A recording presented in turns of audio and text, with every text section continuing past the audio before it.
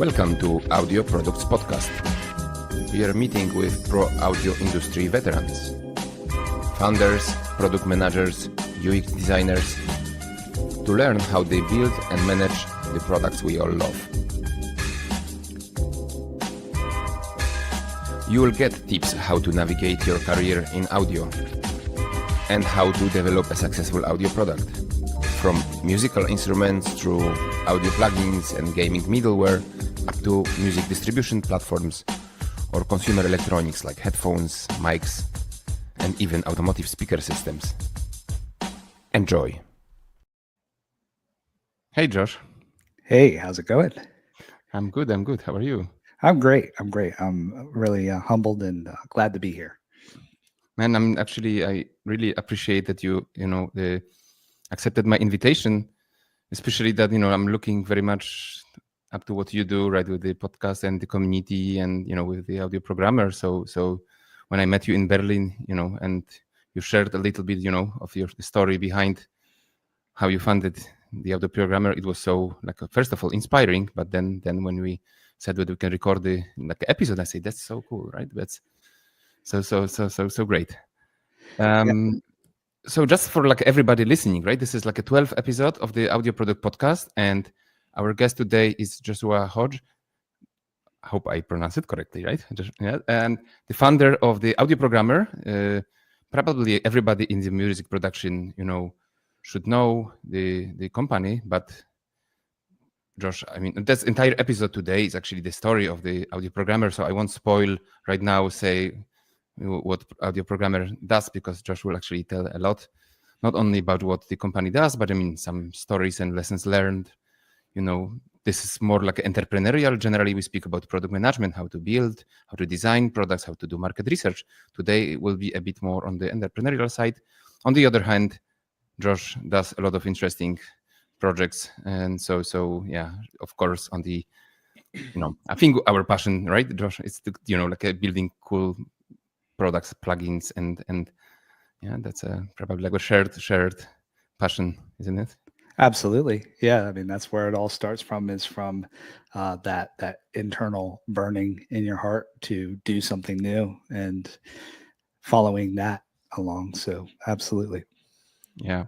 Josh, so would you maybe start by telling, the listeners a little bit about yourself, so how you actually, how come you, what is your background and how come you started the Audio Programmer? Yeah. So the journey actually starts a little bit further back. So originally I'm from Pennsylvania here in the USA, and I was in the US Air Force, and I was a mental health technician for the US Air Force. And that eventually took me from Texas over to England. So that was the beginning of a journey in Europe. And so I was serving there for the US Air Force doing mental health. And that was something that ended up helping me a little bit later when I started the Audio Programmer. And I'll come back to that a little bit later. But from the US Air Force, once my contract finished with them, I became a full-time DJ and music producer. I got to travel across the world DJing and meeting a lot of different cultures, meeting a lot of different people. So I came to know the music industry through a lot of different lenses, as a performer, as a promoter, a person that was putting together events, as a music producer, contracts. So that was a lot of valuable experience there. And once that started, once I started feeling like that was coming to its conclusion, I had a grant from the time that I was in the US Air Force to go back to university if I wanted to. Mm-hmm. And I wasn't quite sure what I wanted to do with my life, whether I wanted to continue on with music or if I wanted to do something else. And I think I might have just Googled music computing, because everybody is doing something with computers. And of course, coming from a music background. Mm-hmm. And I happened to find a course called Music Computing that was offered by Goldsmiths University in London. And I thought, I've never written a line of code in my life. So I knew nothing about this world of music technology. At this time, it was about 2015. There weren't any resources about music technology, how to get into this area of technology. There were hardly any developers or anybody that was that had a social media profile on Twitter or on LinkedIn at the time. So it was next to impossible to find anybody who had experience working in the industry. And when I started going to university, I found this world just fascinating. I was just thrown into this whole different universe and I was so amazed to meet all of these brilliant people. The professors were brilliant, and just the ideas that we were exploring are many of the ideas that we see with AI and machine learning today. I mean, even back then in 2015, 2016, those were concepts that were being explored at Goldsmiths. And so I was just fascinated with this world, and I quickly got just enveloped in it. And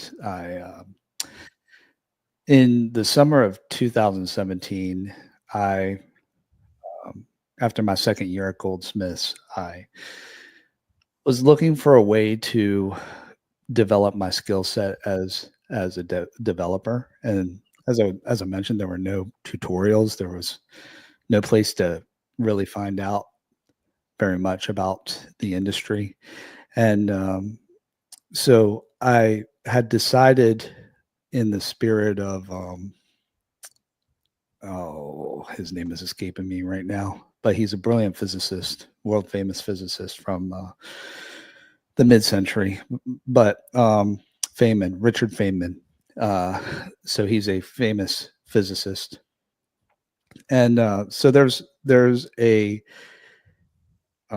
theory or an approach that he used to talk about, where called the Feynman method, which is that to truly learn a new skill, the best way to learn a new skill is by teaching it to somebody else.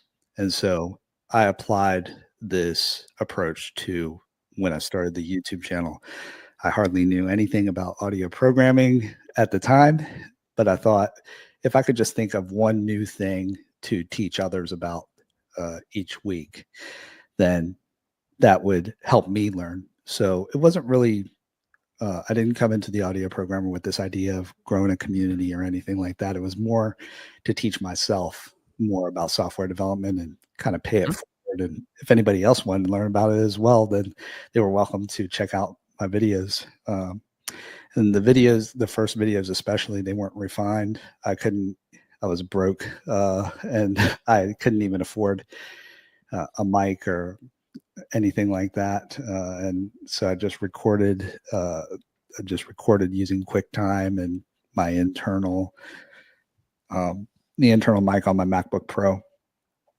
And but I found it was very interesting just doing that for myself, that I just felt like I was doing something that felt solid, felt like I was just venturing and breaking into this new world, not in as an industry, but just for myself.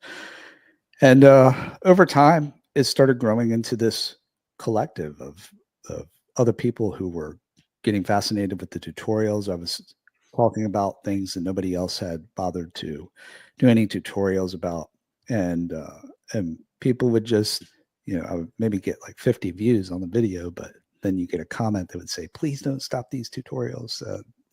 These are the best."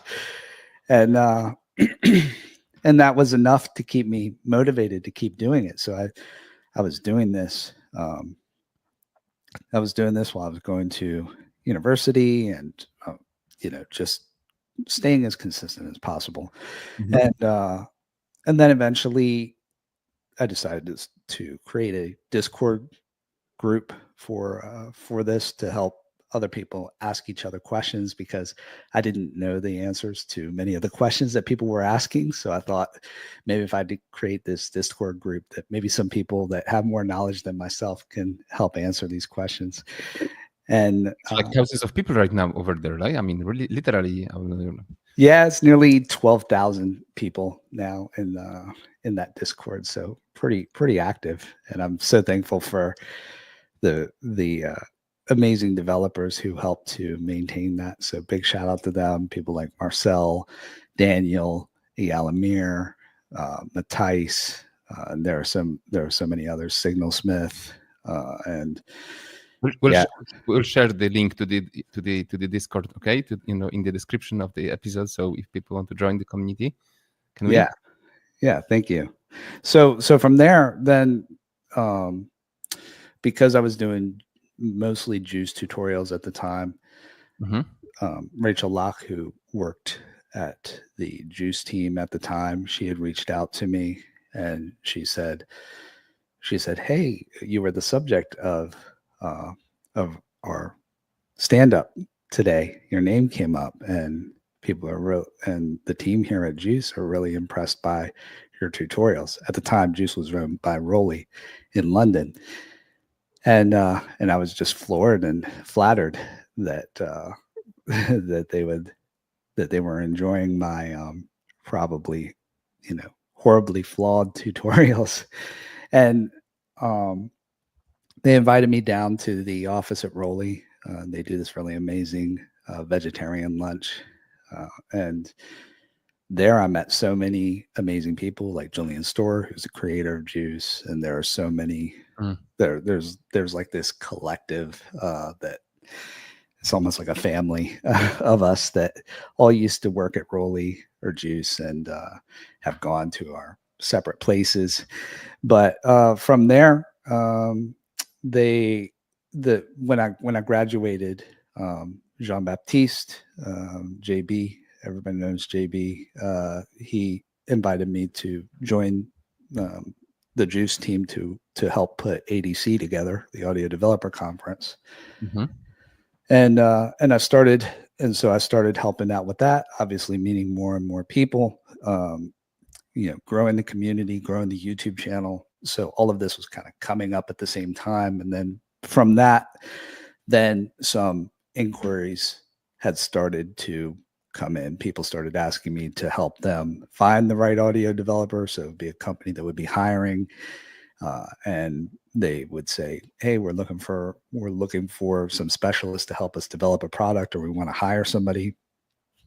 And then others would say, "Can you create a plugin for us?" So that's where the businesses for the audio programmer started getting created, and from there, I created a recruitment firm and a software development agency that have since kind of grown into their own little beasts. And so that's the story of the audio programmer. So continuing to do that. We do podcasts, we do tutorials, we do meetups. We have an in-person meetup that we're doing in London on the 31st of July. And then we have our other businesses, the recruitment and contracting firm and software development agency. Cool. Listen, I was like smiling when you said that about like a teaching, because I'm in the first project and product management for like a couple of years. I mean, and actually I started not by actually becoming a product owner, but actually by actually teaching it. And it was like back, I think in 2016 or 17. Because even before I, also like realized that I can do also product, like audio products, right? So so that's why I was smiling, because I felt, and I often, even until maybe not today, not that much anymore, but I felt this, how do you call it, imposter syndrome. And I was just wondering, like when you said that, didn't you feel like a little bit, out of place when you sort of like doing like tutorials and where you're just doing this? I know that mostly for yourself, but I mean, I'm just like curious how did you sort of tackle this kind of like imposter syndrome, with something that sometimes very often experienced people still Oh feel. yeah, Oh yeah, definitely had a lot of imposter syndrome, and there were definitely points, especially early on, where when I was starting the YouTube channel, when I started the Discord, people would say, "Well, we have the Juice Forum, or we have these other places where people can ask questions. Is this, why do we need this guy who, Mm, But I think there are a couple things helped that helped me there. The first thing I would say was just curiosity, curiosity to find truth, curiosity to learn, and that I from the beginning, I've always been open to finding out new ways or better ways of doing things. So that's how I would come into the tutorial to say, hey, basically, here's my experience. Here's what I've learned. And if you know a better way, or if you see things in this tutorial that are incorrect, please feel free to come mhm. in and correct them, or to help me improve them, because we're all trying to improve. So it's like I don't know if you've ever seen 8 Mile with Eminem.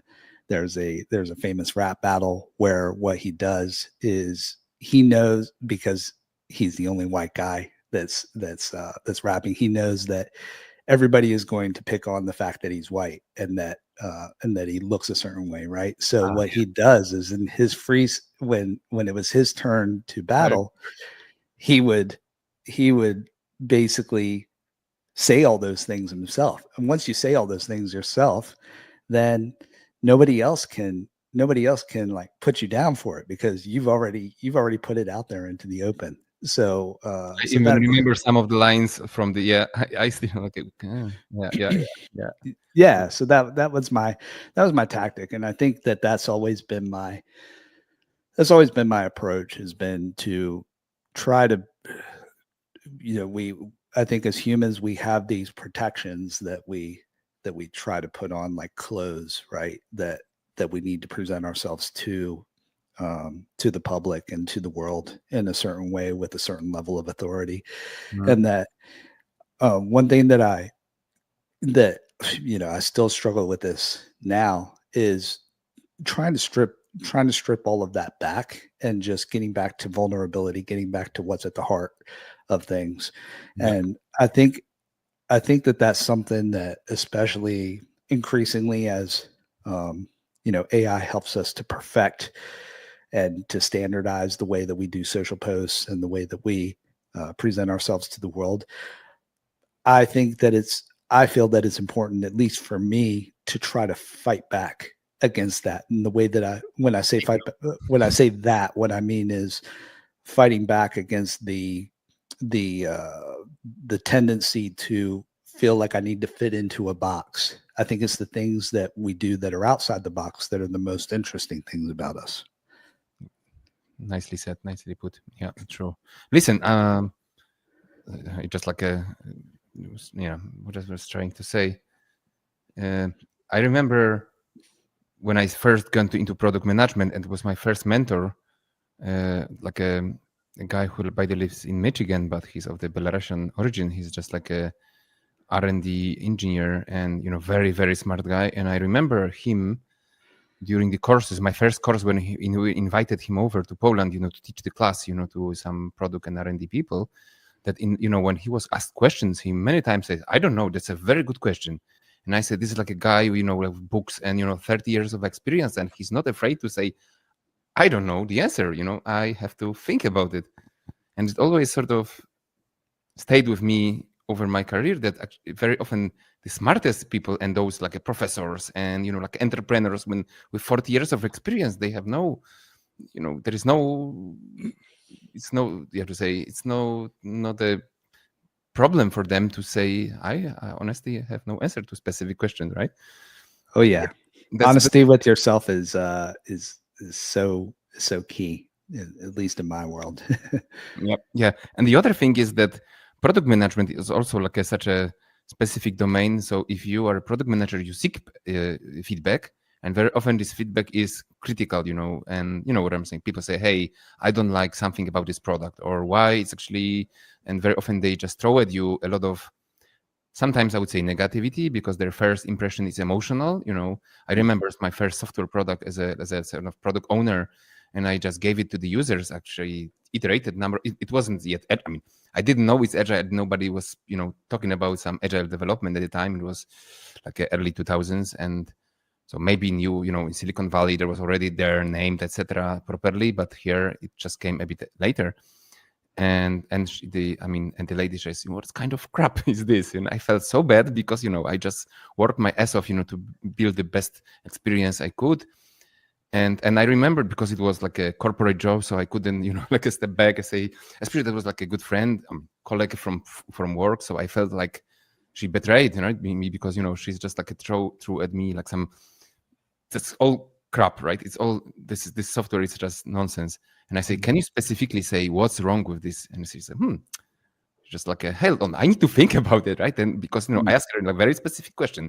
So tell me exactly what is wrong. So I'll just make whatever I can to fix it. And then and obviously it was just had to sort of fight my emotions, right? And then she came back a couple of days later and say, well, I played a little bit with it. It's not that bad actually. I would correct this and that, but honestly, it's still pretty good. But what I'm trying to say with this story is that it taught me that actually not only to treat feedback personally, but also like to seek feedback very often.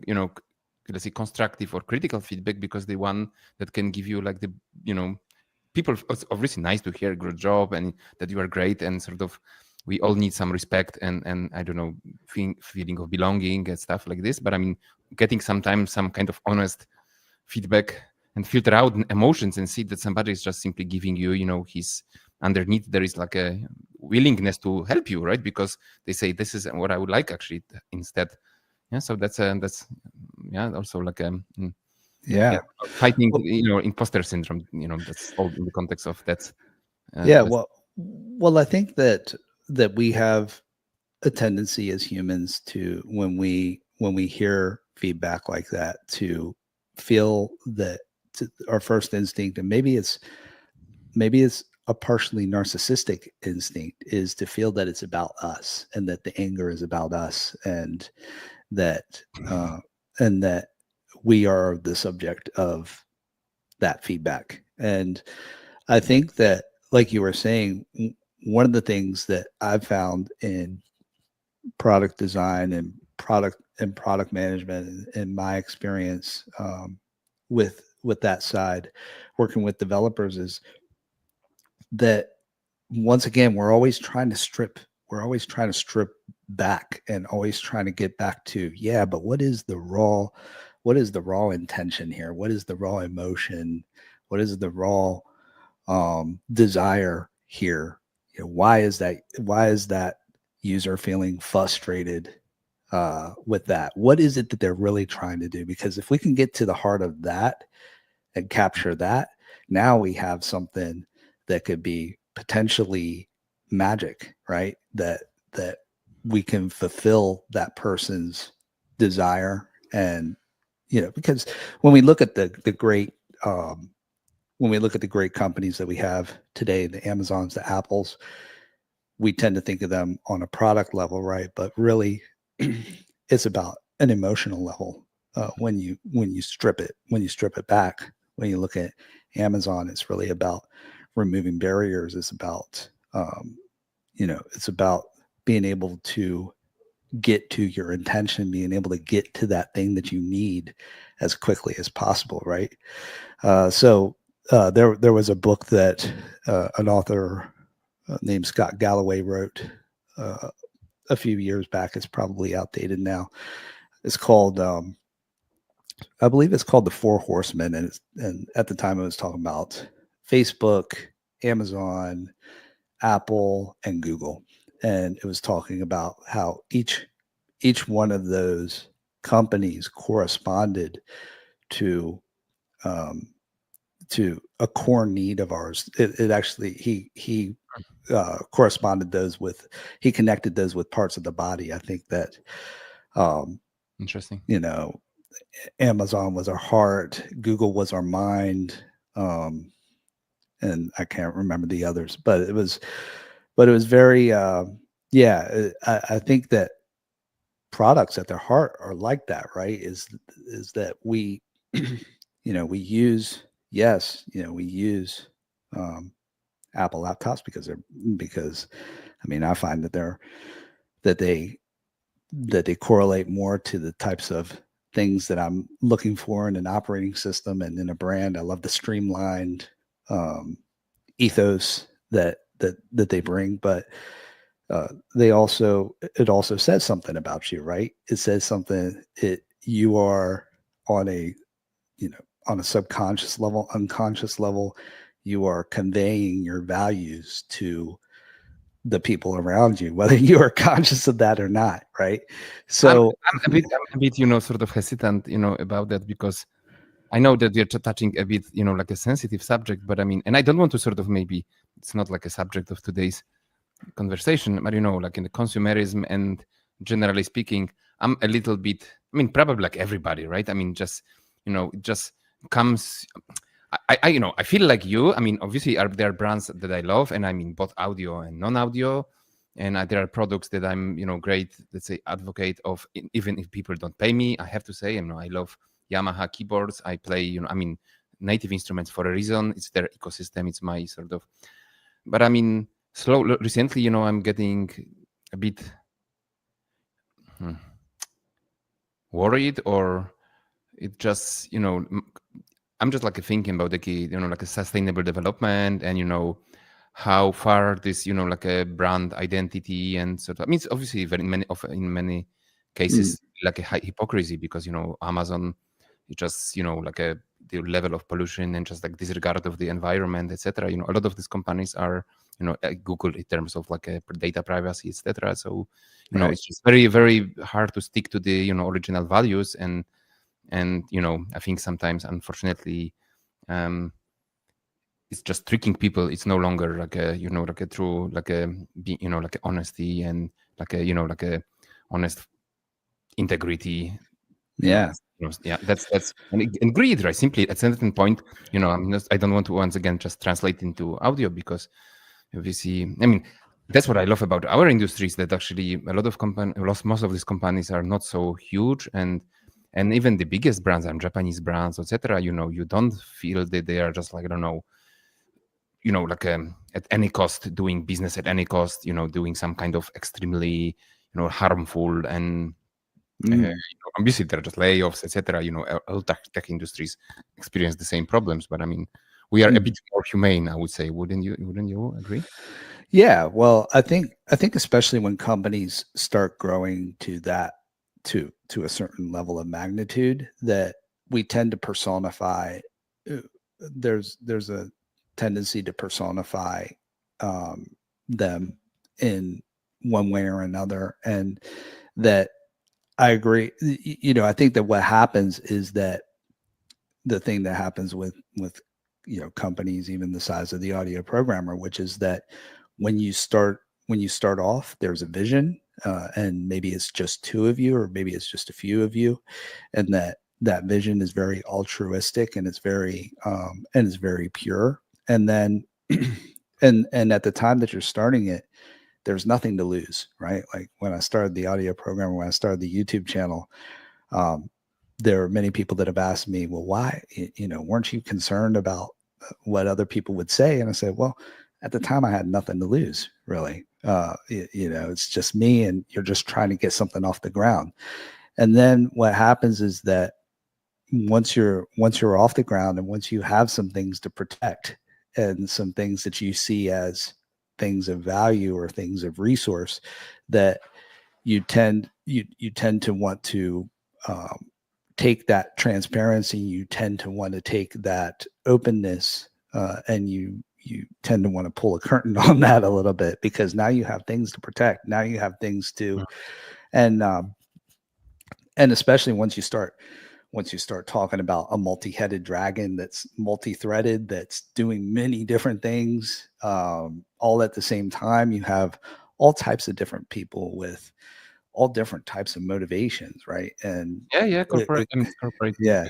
Yeah, true. So, but I guess what I'm getting back to is that when it comes to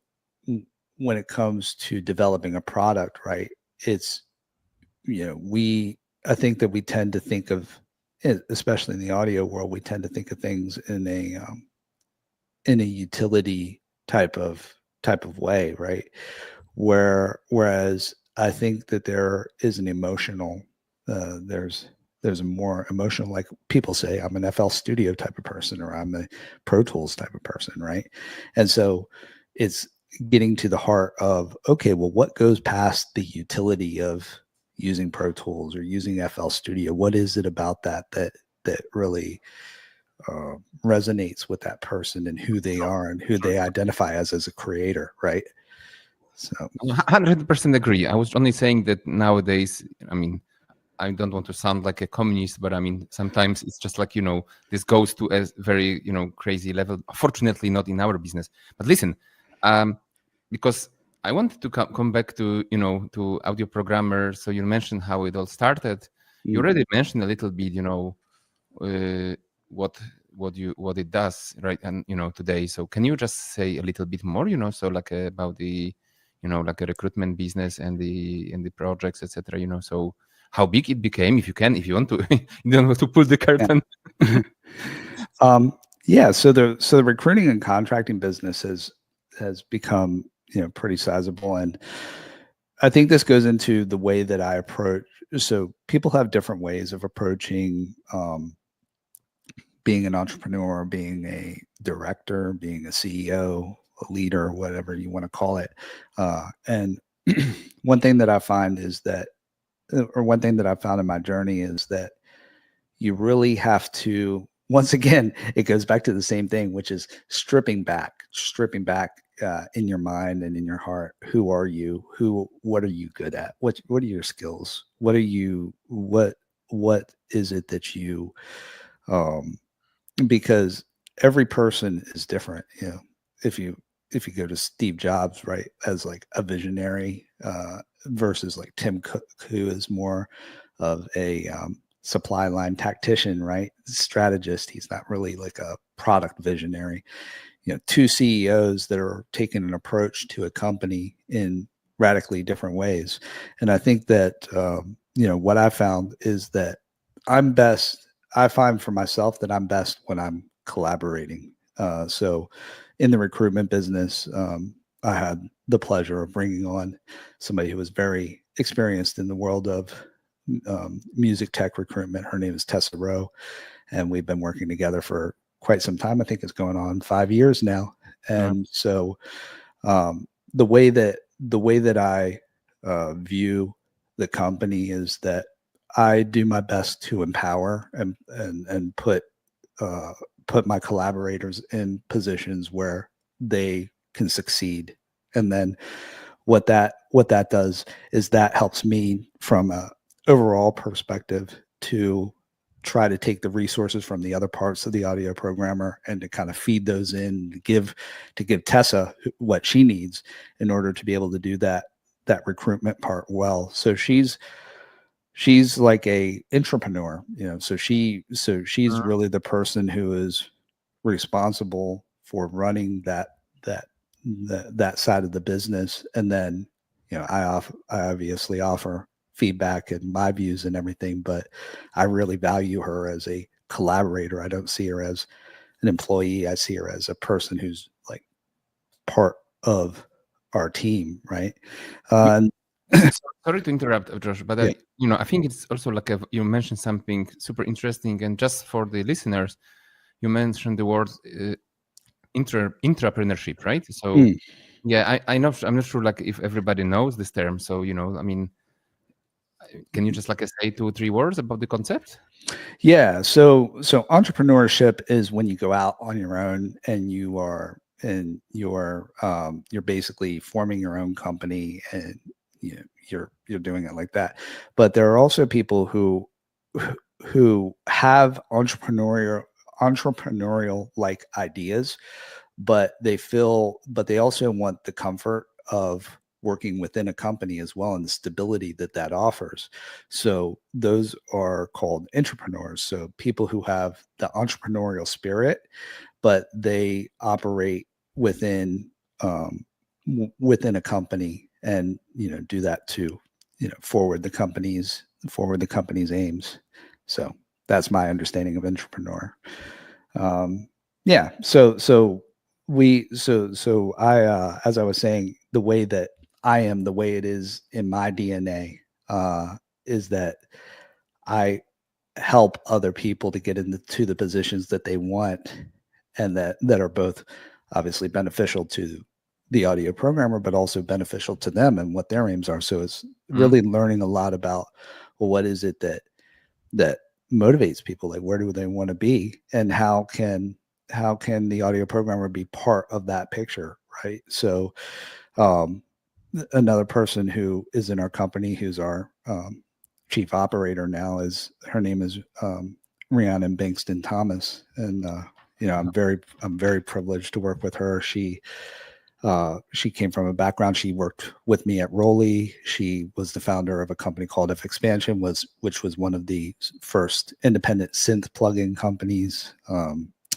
She Oh yeah, yeah. As you know, we have pleasure to work on the project together right now, right? Because Yeah, that's right. Yeah, so we are working on a project together. So you've got experience with her, and you see what she's like. I mean, she's super on it, and I'm very privileged to have her we on say the we say team. hi. We say hi if she listens or like watches later. So Yeah, but so we have a development agency where we help clients. Typically, it'll be either music producers, sound engineers, um, but also sometimes other companies to.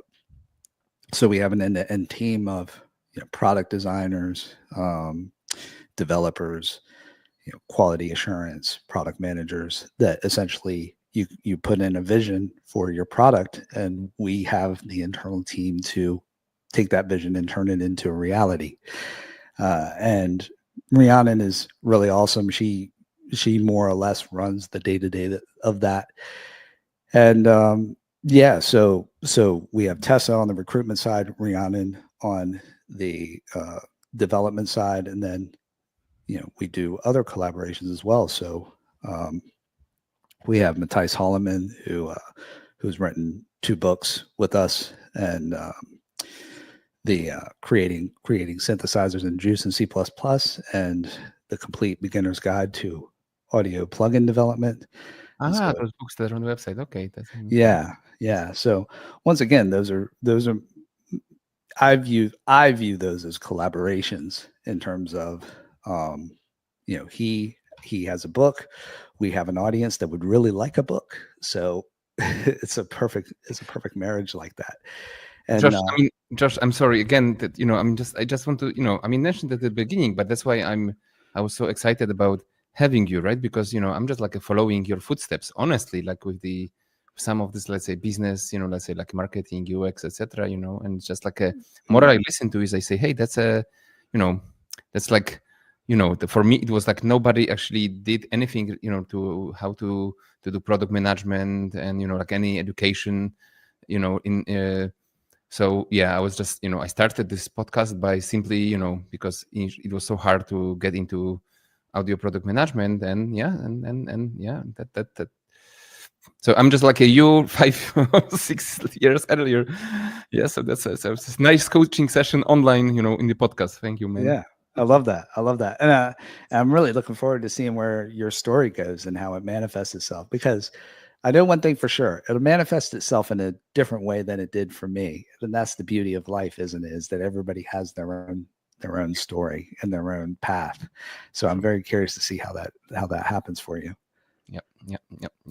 All right, but yeah. So coming back to so it's just like very very very nice sort of setup. So like a everybody very empowered and very sort of collaboration style business, not very, I would say, hierarchical, I would say. Yeah. Yeah, well, I do a lot of listening, and I just try to listen in terms of the way that I handle that, or just handle things in general. Whether it's a person that's collaborating with me, whether it's a potential client, whether it's a potential sponsor. Everybody's got goals, right? Everybody has everybody is at point A, they're trying to get to point B. There's something that is, there's some sort of distance in between there.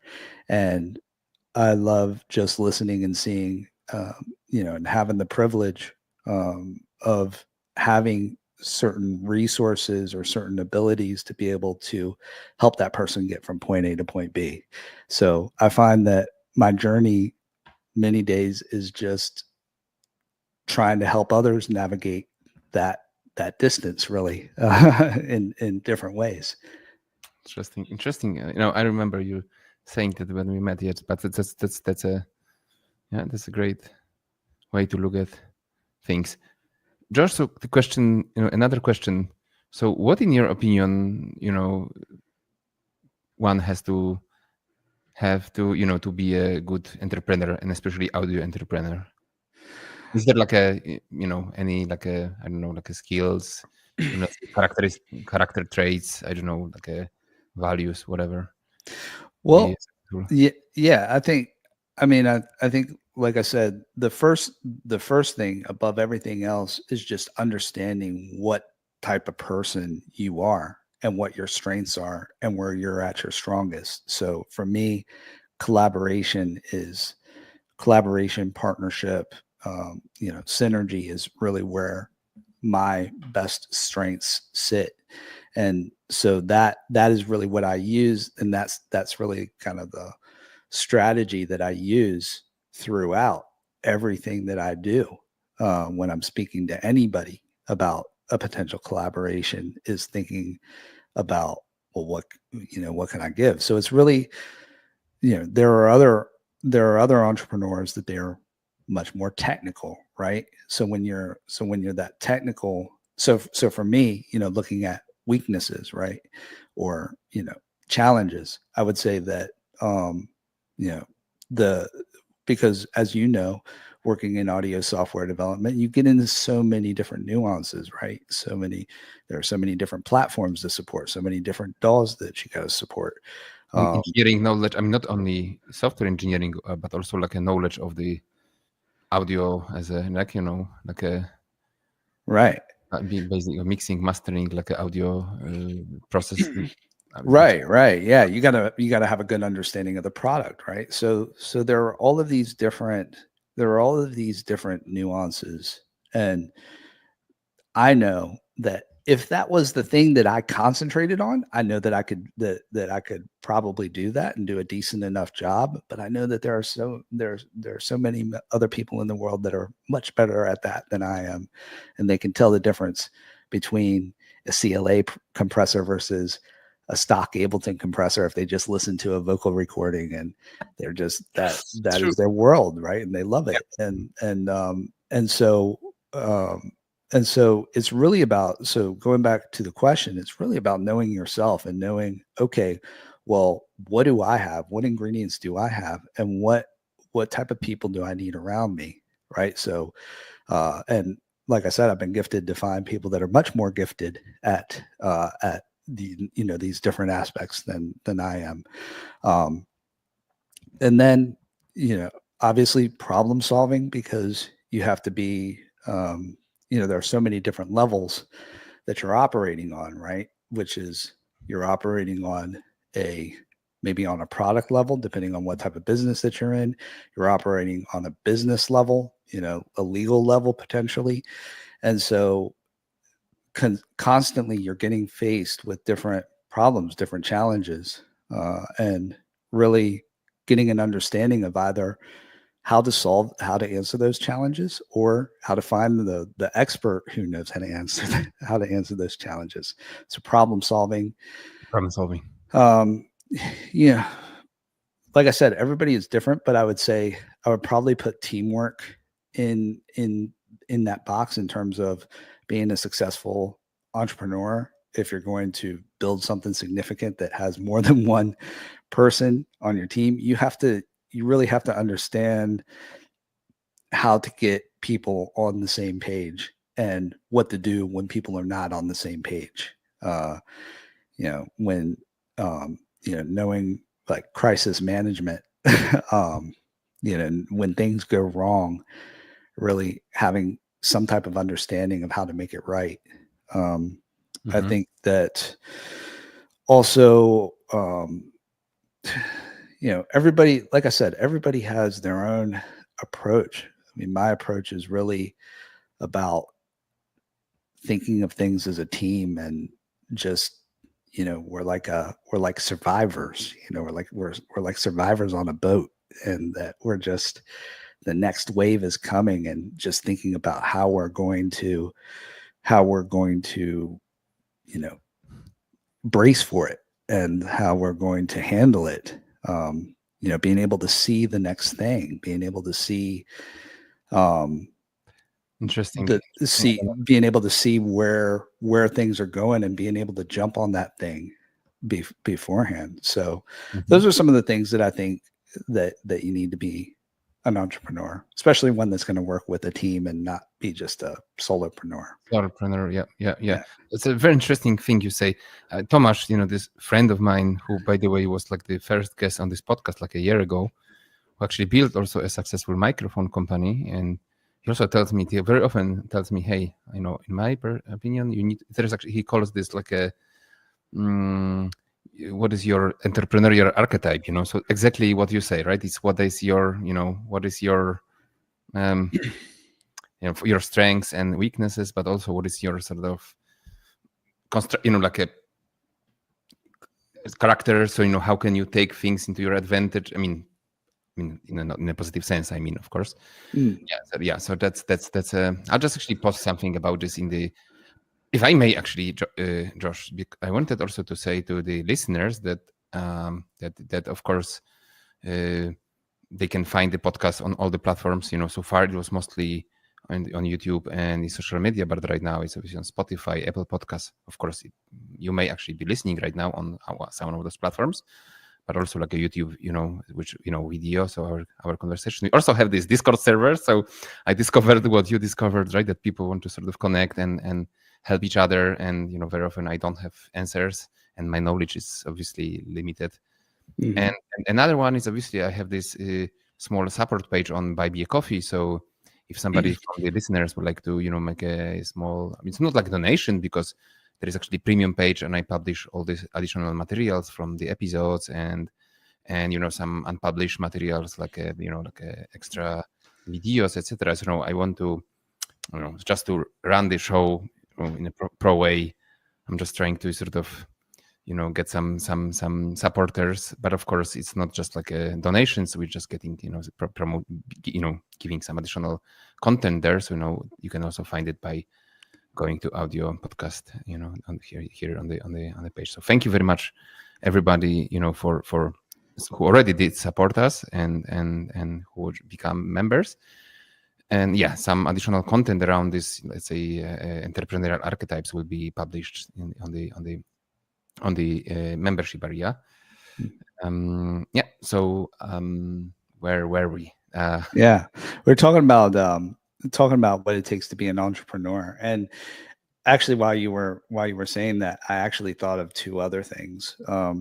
One is that um, one is that in my experience, I find that businesses go through different stages, and that when you're first starting out, or when I first started out, I was doing a lot of the groundwork myself. So when it came to the recruiting, when it came to figuring out the answers to how to set things up, I was the one that was doing pretty much all of the work myself.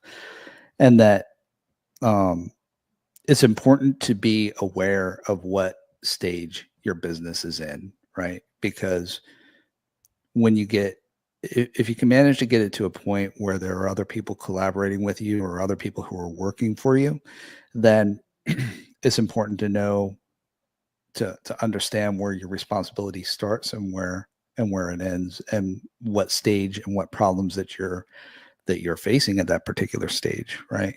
Because each business stage has specific problems that are attributed to that stage. Mhm. The other thing that I would advise, and that I have found has worked for me is to, we talk a lot about stripping away emotions, stripping away the surface emotions. So it's interesting that that I'm coming back to this again. But I read this other book called Principles by Ray Dalio, and it's he's very successful manager of a brokerage, and so he wrote this book on ingredients that he found for his success, and he wanted to pass those on through this book. And one of those that I think really resonates with me, and that has been a hard learned lesson for me over the years, has been that when we build a business, we tend to put so much of our personality and so much of who we are, and we really identify with that business, and the business and us, really kind of entangle with each other, right? And that and so we could put a lot of false pretenses into the business and what it is, what it would mean to lose it. And the way that I'm learning to deal with this is to think of businesses more as organisms in nature, right? In that when as a business we are serving people, and that those two things are connecting, the customer's need and what you're giving, and that's connecting properly, then you're doing well. And if it's not connecting well, your business is going to die, right? And so a lot of us, many people, they look at that and they say, oh, that would be so terrible, right? But really, I tried to pull my emotion away from that and say, you know what? It's like organisms, where the stronger organism, or the stronger thing in the food chain, is going to eat the weaker thing. So if you're not meeting, if you're not resonating with your community, with your customers, with the people that are, looking for the thing that you're selling, it's just natural evolution that your business is going to go away. And it's nothing personal. It's nothing, but it's nothing very, emotional. very cruel. I mean, it is, yes. it is, it is cruel, but it also gives us, in a sense, to me, it gives me a North Star, which is, and that North Star is serve your customers, and look for those opportunities to provide to provide for them, and to always look at that as your North Star. If you can keep that as your North Star, then hopefully you'll be in a good place. And it gets it gets more difficult as your company grows bigger, because it's harder for you to pivot, right? When you're small, you're nice and agile, and you can turn and change direction quickly and get on to new technologies quickly. But when you get very large, then you're tied to the technologies, and you have customers to support that use those technologies. And when some new technology emerges, or some new amazing way of doing things, you can't turn so quickly, and that's what makes it difficult. Yeah. But if you can manage to pull some of that emotional attachment away a little bit, and just realize that, hey, everything is about serving and survival, and that if your product is crap, like nature being your potential customer base, is going to reflect that back to you, right? And it's not, and it's not personal, right? It's not personal. Like, they give you, they may give us feedback, hey, I want to throw this thing out the window, which is actual feedback that one of my clients gave me when we sent one of the first versions of our plugin to them. They said, "Oh, I'm just so mad that I just want to throw my computer out the window right now." Right. Mm-hmm. And once again, stripping back the emotions, stripping back that emotional attachment, that it's all about me, and saying, well, hold on a second, let's let's talk about that a little bit, right? Let's talk about what caused that emotion, right? And it's almost like psychology, but This, yeah, I love this, and I mean, I like what you're saying, although I'm not necessarily sort of sure if I like the analogy, because the survival of the fittest, it's just sounds, reminds me of like, prey and predators. But I hear what you say, and actually, I read once this book by Eckhart Tolle. It's also like some kind of philosopher. I don't know how to call him. It's not like neither a religious guy. It's just like a meditation, etc. He says, well, if somebody honk at you at the street because because I don't know, you pass somebody by, and people get angry, like this person, they say, I will actually make this person mad. It's nothing personal, right? Or it's like being mad at the weather, right? It's just it simply is. Maybe this person actually was, I don't know, it's just late to work, or maybe his wife was angry in the morning, or etc., and he's just like acting out, and you take it personally, like this is like he says, oh, I just see this guy over there, he has a nasty face, I will just honk at him, right? That's but yeah, but you see, you also, I love what you say, because to me, I think I had some also startup experience, and actually failed startup experience from the past. My sort of like original idea was just build a startup and like make some money, exit, and make music and art for the rest of my life, which obviously didn't didn't work out. I know some kind of nice scalable startup that I can sell for a couple of millions, and just kind of it's just yeah, and without well, it's another story for another conversation. But I mean, what I found most difficult is like it's just like stripping these emotions away, because to me building something is more like a building, it's just like your child almost. And I mean, I find entrepreneurship a little bit more like art, right? It's just creating something unique. So how can you detach emotionally from something which is you spent like probably third of for you it's probably, I know, many years, like I mean, like some people just like for like most of their life, right? So it's how can I like analogy, somebody mentioned the analogy of a computer games, so treat it like we are playing a game, it's just like just play a game, you can always change the game. Yeah, but I mean, I find it's actually like it's nice to say, but and but harder to how to say, easier said than done, right? Yeah, I think to clarify, I'm not saying don't be emotional. What I'm saying is understand that the reason that it failed, is Okay. ultimately has to do with you know needing meeting what other people want or not meeting that, right? True, but listen, there is actually still another layer to this. I think that sometimes you can be too early, right? And sometimes I mean, we know it with many products, right? That people don't know what they want until they are. And actually, you mentioned Steve Jobs. He mentioned this, like he said, this is like he's not listening to clients because they don't know what they want, right? So how can we ask people what they want? And sometimes, I mean, a lot of great. I mean, don't look, to the other industries, like Bob Moog was actually broke, right? And Dave Smith actually lost his company, right? Because they were not the greatest entrepreneurs, right?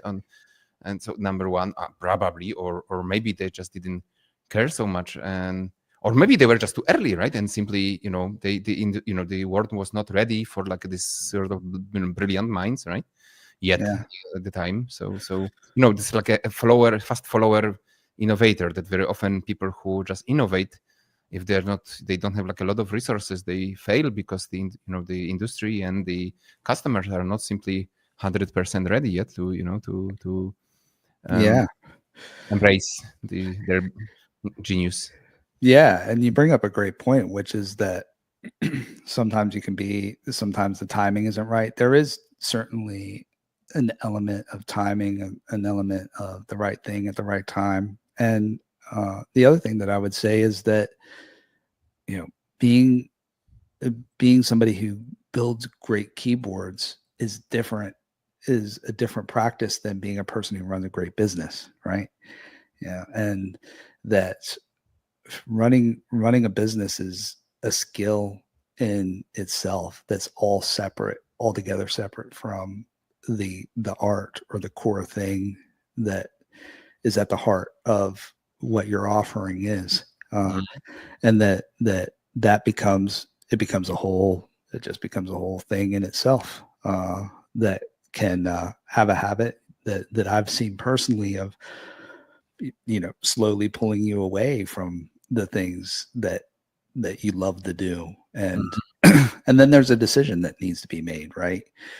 Which is, you know, what do you want to be? Like, where do you want to be? Do you want to be the cook that is at, that's standing in the middle, kneading the dough and, making that artisan pizza? Or do you want to have restaurants across the country or across the world that are That's a cooking very your good pizza? point. And Yeah. none of them is actually worse or better. It's simply knowing what you want and actually following your own internal voice, right? That's, I think, the critical part here, because being an artist, or I mean, I call, what you say for this pizza analogy as a, like an artist of his own, right? It's a great cook can be also like an amazing and appreciated person. Yeah, absolutely. Like you said, it all goes back to, well, who are you at your core? Yeah. Yeah. Very cool. Very cool. Josh, so what would you like advise, to first-time funders, especially in the audio industry? I would say that a lot of people really think about what they can take and what they can gain. And so they're thinking about the outcome and what it would do for them. Whereas I would challenge, I would challenge people to think about it in reverse and to think about what value are you giving to others? What value are you giving to your customer, to your collaborator, to your employee? So really, it's about it's about thinking about what you can give rather than what you can take. I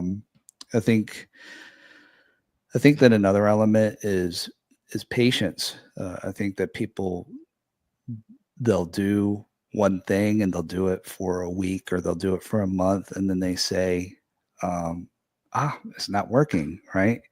And it's really about patience, Yeah. and really, understanding other people, trying to sit on the other side and understanding what it is that you're trying to build and what it is that's filling that blank spot for the person that you're trying to sell it to. Yeah. Another thing that I see for people trying to build their business is that a lot of people, they seek investment. So the audio programmer has been bootstrapped. It's that we haven't received investment from anybody. It's been from the ground up. And Yeah, and one MacBook Pro, right? And we in QuickTime. what's that? Only MacBook Pro and QuickTime. That's right. That's right. Yeah, you start from the bottom, and I think that you learn more that way. I've seen situations where startups get investment, and it's so difficult to resist that instinct to just spend.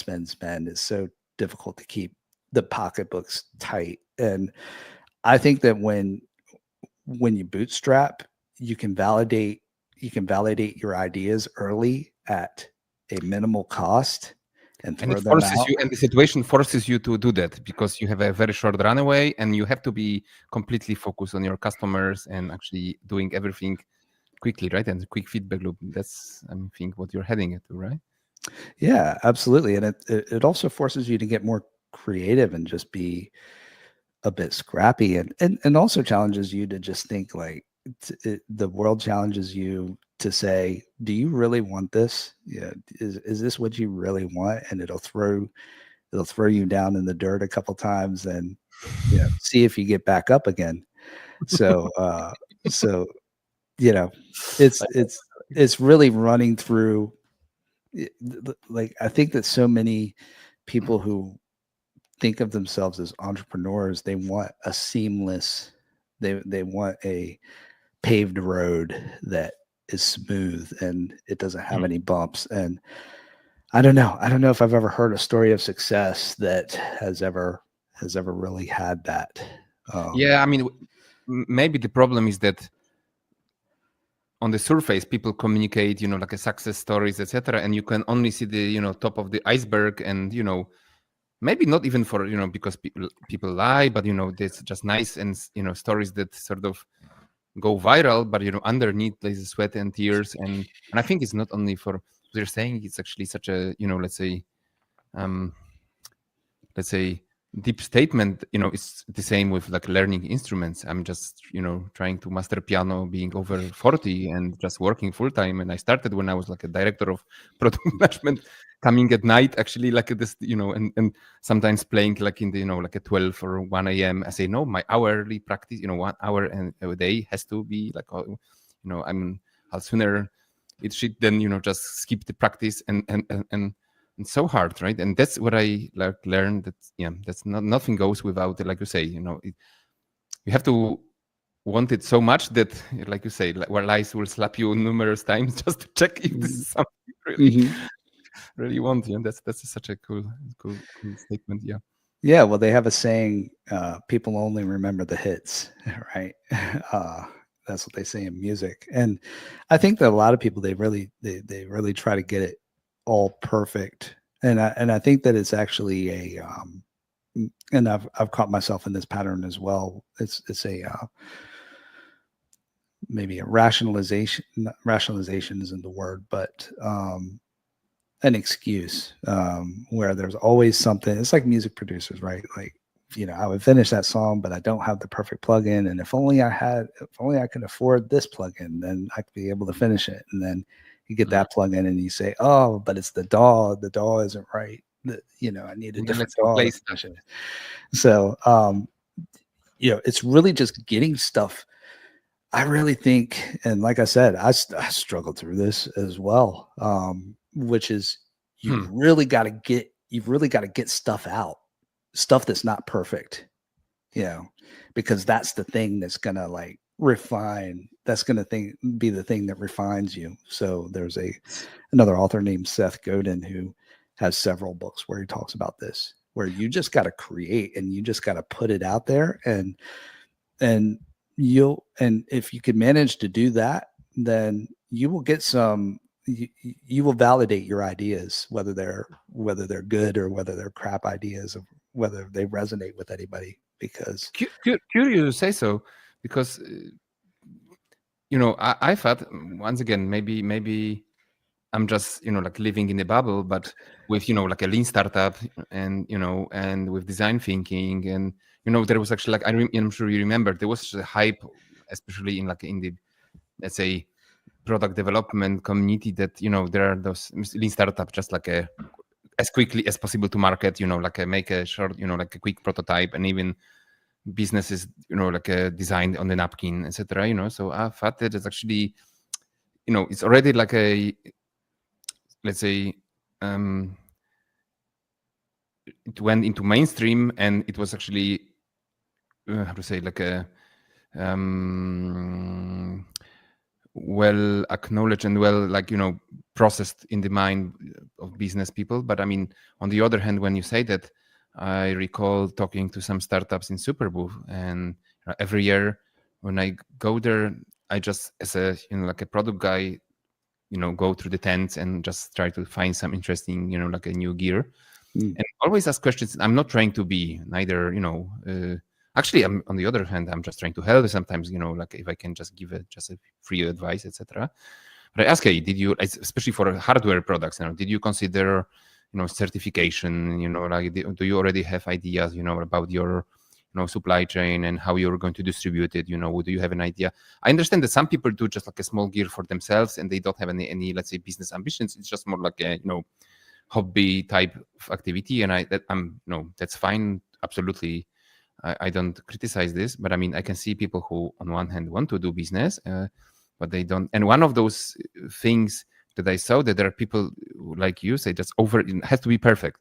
The guy brings like some kind of granule, like a synthesis, box in, it's beautiful, it's like, or it's already like, it's just, I just saw it from like on their side of the tent because it was such a cool design, and he's just like giving me the demo like for 20 minutes. I'm already like, my head is like, it's so many features and does this and Yeah. does. You see, it's just like it's very early stage. And I say, Yeah. what? Man, it's just like a 3 products. You can strip it and just like like it be like only 10th part of the functionalities it has, and just start, already like ship it to the clients. Yeah, so I mean, I can see that, especially engineers who become funders, they tend to sort of, okay, that's that's not yet there. I have to like engineer this, engineer that. Yeah, so that's I know that I come from, let's say, this product, let's say, management perspective, where you are taught in every single course, right? Do be lean, straight to the market, ship as quickly as possible, to the product discovery, right? Find the jobs to be done and stuff like this. Yeah, so but I mean, yeah, that's maybe and Yeah. especially that product management also, or like kind of like a product based management best practice. I found actually, it's a question to you as well. I just don't want to say the share, but ask. Somebody told me that he finds that there is like a big difference, and there will be actually entire episode only on this one by a guy who worked both as a product guy, as a product guy in music industry and some big tech like Apple, etc. There is a difference between this kind of Silicon Valley type, product management and generally like a product design product teams and like a music product teams. So I'm not 100% sure yet what he had in mind, but I sense this kind of like a little bit of despise to be to corporate and just not adapting certain best practices, which I understand that in one hand it can become too too much process and too much sort of structure, etc. And but on the other hand, you can sort of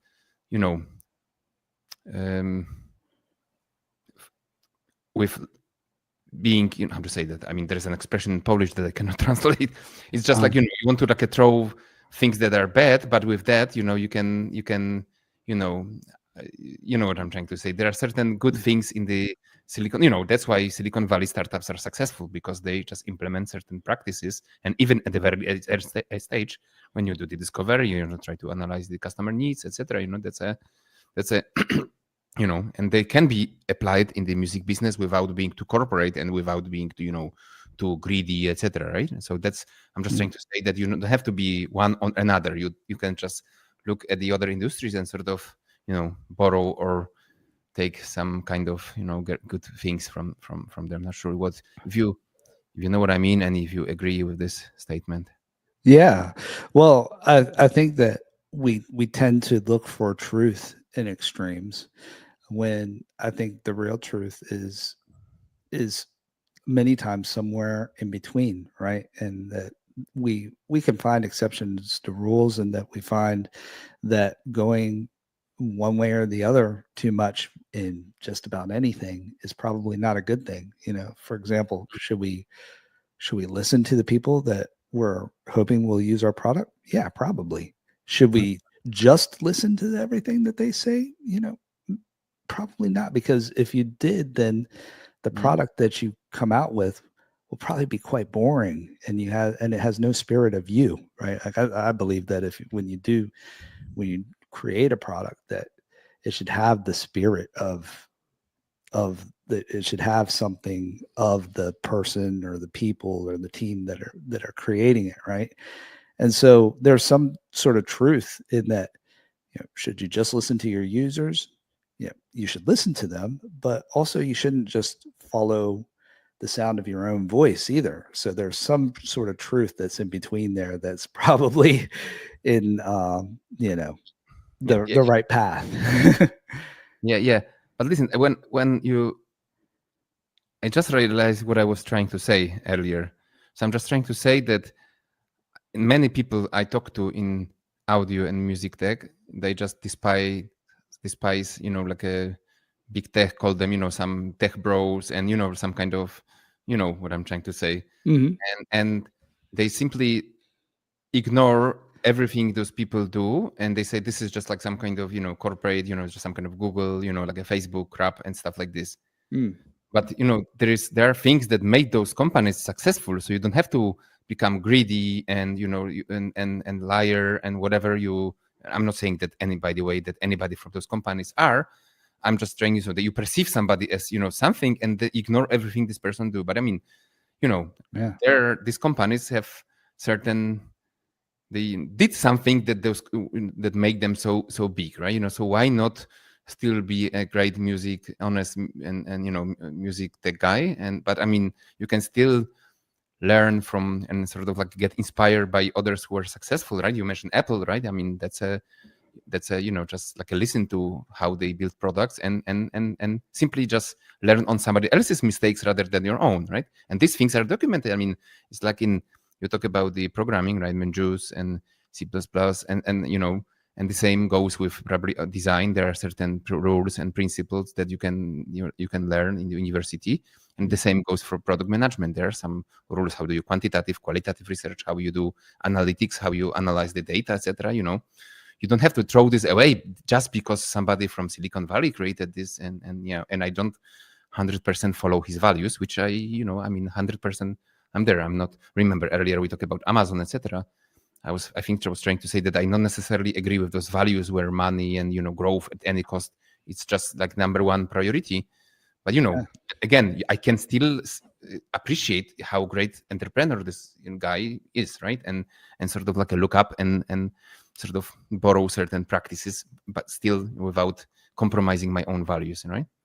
Absolutely. I mean, I think there's something that has happened, probably over the past decade where there's this thing that's happened in culture where we feel like we either have to take everything that a company or everything that a person does wholesale, or we have to throw it out wholesale, and that there's no in between. Are there things that Donald Trump does that I don't agree with? Yes. Are there things that that Donald Trump, so I've read his book, The Art of the Deal. Are there useful things that he said in that book? Sure. So it's like we don't have to. It all goes back to when somebody says, "Well, I really don't like the way that Apple do product development or the way that they do X, Y, Z." And so I'm just going to throw this out wholesale. It goes back to, okay, well, let's like step deeper into that for a second and ask ourselves, what's the emotion there? Like, why? Because I'm curious about that. Well, what is there, if it's about the way that they design products, is there, like, let's go into the facts. Like, what is it about that you don't resonate with? And just because you don't resonate with that doesn't mean that you need to throw it all out, right? So it's like I think that when it comes to companies, like you said, there are certain things that we could probably take a look at and say, they looks like they did something right there. But at the same time, looking at the company itself or looking at certain things that the company has done and say, you know what, that's not a really good move. That's quite predatory and quite, that's not in the best interest of my view of where I think things should go. But yeah, so I tend to just take things a little bit more piecemeal rather than wholesale. I'm going to no, I disagree with this thing. So no, I'm just going to throw this all out. And yeah, I find that has, that type of thinking isn't the optimal way of thinking, in my view. Yeah. I'm not sure if there's a similar expression in English. We call it in Poland. In Poland, we say that you throw a child, from the, together with the water from the bathtub. So be careful not to throw the child. Yeah, throw the baby out with the bathwater. That's the way to say it in English. Yeah. So that's a good one. Actually, there will be like a lot of it about that later, because I just also got so interested about the subject. Yeah. So if we don't agree with somebody's values, doesn't mean that I have to reject everything all out. That's a super important point. Josh, we're just slowly going to an end, and I still have a couple of questions. So I think this one is actually I think super interesting, because you have since running the software development for audio companies, you meet like a lot of probably entrepreneurs and some interesting projects, and you have also a podcast and meetup. So, I mean, by the way, I watch some of those, and they're just super informative, so you're exposed to a lot of like interesting technologies and startups, etc. So what are there any, like interesting, new technologies or like emerging technologies that you found recently that, interested you, or like, you find Um, interesting? I don't see a lot, to be honest with you. I think that you obviously people are looking at AI as the big thing, and the way I view AI is just like the thing that I was talking about before, where it's like there's some things that I think are beneficial. There's some things that I think are overestimated, and so it's a combination of things, and not necessarily a magic bullet. I mean, I'm not sure how old you are, but I remember back to when the internet first came along, and people thought really grandiose, and just really the way that it's, and really just thought really beyond in terms of the way that it's going to bridge societies and so on. And has it done that? Sure. Yeah, it has. It's given us possibilities that we definitely didn't have before. But at the same time, it's presented us with new challenges as well. And I think that AI is very much the same way. Um, I think that what we're learning. I read a paper the other day that was talking about how people are finding that the stuff that the products and the types of things that companies are creating aren't necessarily resonating with the people, with the customers, and that there are companies out there that are trying to you know um, circumvent creative workflows, right? And Mm, to to replace the things that replace our creativity, and that people just don't.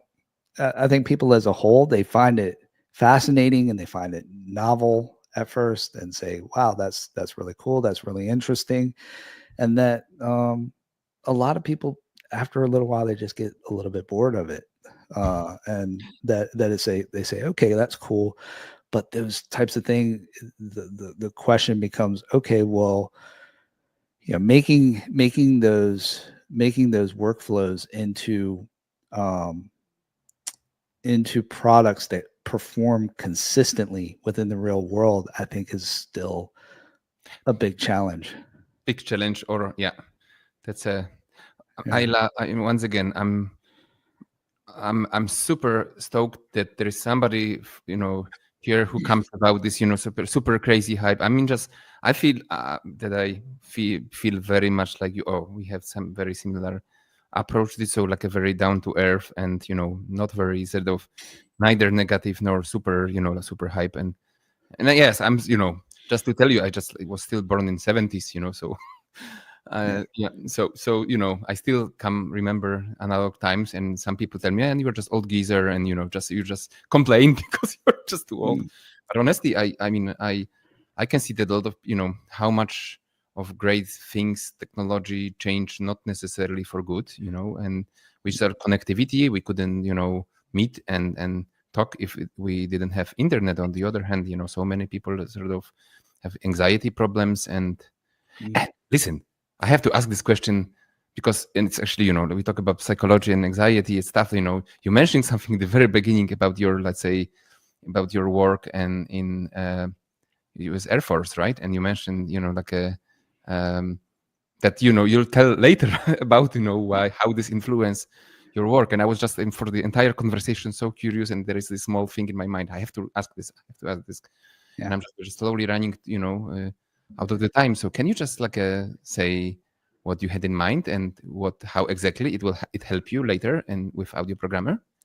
Yeah. It's really about understanding, learning to listen to people, learning to things like conflict resolution. That was something that we dealt with a lot in mental health. Mhm. Uh, learning how to really get beyond the surface emotion of what's happening in the moment, and trying to abstract that out into, okay, well, what's the deeper idea of what's happening here. So and that's really where that mental health experience really helped me, is in terms of understanding how to deal with people, and understanding how to listen to people, understanding and really getting down to people's motivations, really Yeah. understand, because I think that as a whole, we just don't listen very well. And it's just two people. Conversations tend to be two people just talking about themselves, or talking about the things that they want. And and what happens is that you get a lot of conversations where people are talking past each other rather than to each other. So that mental health experience was very helpful for me, because it just enabled me to kind of step back, or step out of the picture a little bit, even in group discussions, just being able to kind of step back from in the Mm. group discussion, and really just really think about, well, what is it that's really happening here on a deeper level, right? Um, or on a macro level. I'm a very macro person. So that's really where that came, where that comes from. Interesting. Yeah, that's true. So many people, and I have to tell my wife. My wife would probably say that I can't listen very well, and it's just, yeah, that's so hard. People just not only talk to each other, but just wait for another person to finish, just to throw their line. Right? So it's like, yeah, it's just like a never ending. So hard to. But I think, yeah, that's. Honestly, I think technology, coming to the previous point, I think technology plays a bit, like a of a accelerator of those, all this, like a how do you call it, like a dopamine loops and stuff, right? I mean, Malik says, it's actually also, I think, impacts creativity, right? Because in order to be creative, you need to be able to focus, and you need, to disconnect and actually like a feel deeper, right? And be able to reflect. And with the life, which is actually sort of full of connectivity, it's just very, harder and harder to be like this, right? Oh, What? it's so tough. I mean, I have two young children here in the house, and it's really it's really trying to battle. You really have the mind of a child, and we don't let them have any. This is completely off the subject, but we don't really. They aren't at a level yet where I feel comfortable letting them have devices here at home, because I how feel like it's how old are you? just, How old what's very that? Oh, how 9 and 10. Mhm. And because it's just, your how is a child's mind going to react to the workforce, and the pure knowledge of PhD level researchers who have done loads of research, have the data from thousands, potentially millions of users, in terms of the things that trigger those dopamine loops. It's like, you are not going to win that battle, right? So I just think that yeah, it's definitely a big, issue, and I don't know how we're going to solve that. Funny thing, I mentioned this thing on the last podcast with Paul McCabe, right, from Roland. We discussed the same thing, and we actually like mentioned about this. I mean, the same subject, that people tend to, and I think this is because we don't want to get too negative, so people tend to, oh, no, it's just like a tool, it's just technology. But how can you take a 10-year-old who is still like a child, and on the other hand, you have a corporation with billions of dollars, and like you say, like a hundreds of researchers. The only thing is they do is actually think how they can hook you up, right? That's just, it's not an equal game. It's not just a tool. Mhm. It's just like a, and that's why I think people don't like this big tech anymore, right? That's we call them tech bros, and with this spice, right? Because once again, I'm not sure if you know this. You mentioned, like, how to say it. There is actually a podcast called Undivided Attention. Mm. And it's actually, the name speaks for itself.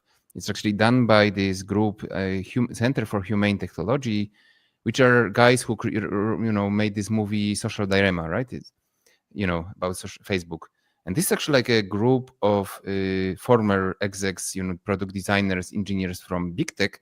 They created the foundation, and what they fight with, not with technology per se, but they're just trying to regulate, some dark patterns, etc. They say, hey, how can we create like a humane technology, right? Mm. And so it's actually such a, and that's where I heard about this, this what you mentioned, right? How a 10-year-old can sort of be on an equal level in the battle about the attention, right? And when there is so many researchers and nobody regulates it, right? And these people sort of have such a big influence that they can influence law.